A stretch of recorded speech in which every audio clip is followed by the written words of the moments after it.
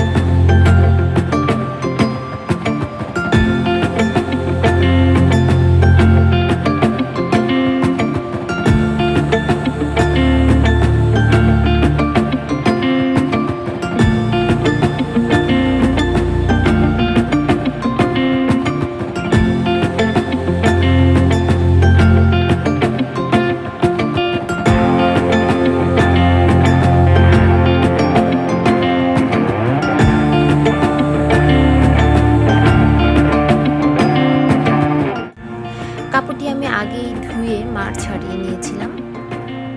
এখন আমি 10 থেকে 15 মিনিট নর্মাল পানিতে কাপড়টি ভিজিয়ে রাখব এবং এটি খেয়াল করব যেন কাপড়ের সব জায়গায় পানি পৌঁছায়।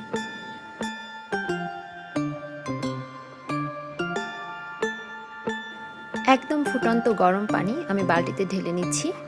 এক্ষেত্রে আপনি আপনার কাপড়ের পরিমাণ অনুযায়ী প্লাস্টিকের মগ বা লোহার কড়াইও ব্যবহার করতে পারেন। ভ্যাট কালারের মেডিসিন হাইড্রোজোকস্টিক খুব ভালো মতো পানিতে মিশিয়ে নিয়ে তারপরে রং মেশাবো।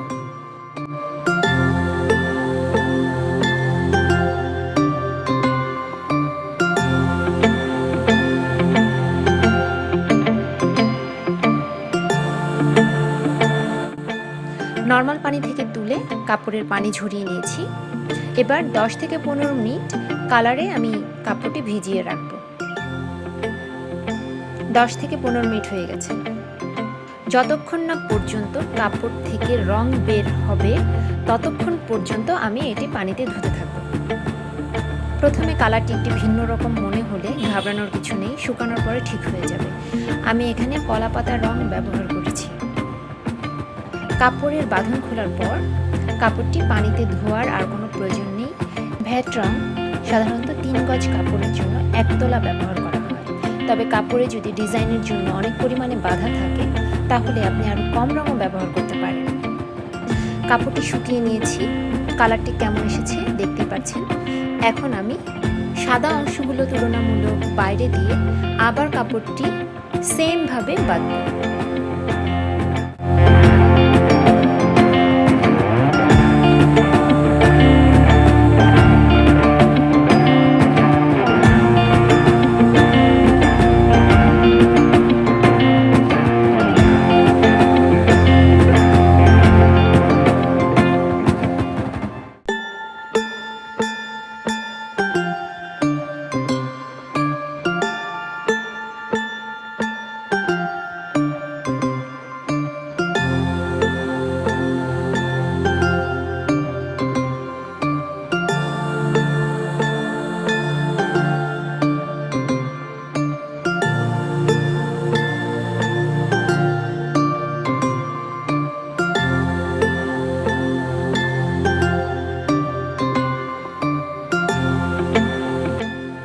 আবারও নর্মাল পানিতে আমি 10 থেকে 15 মিনিট ভিজিয়ে রাখবো যেন সবখানে পানি পৌঁছায়।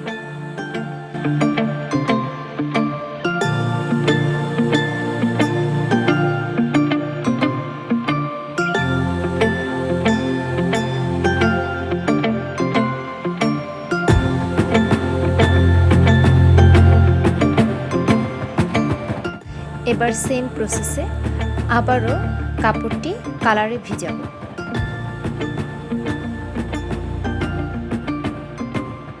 এবার আমি ব্যবহার করেছি রয়্যাল ব্লু কালার। 10 থেকে 15 মিনিট হয়ে গেছে, এবার কাপড়টি ধুয়ে নিব।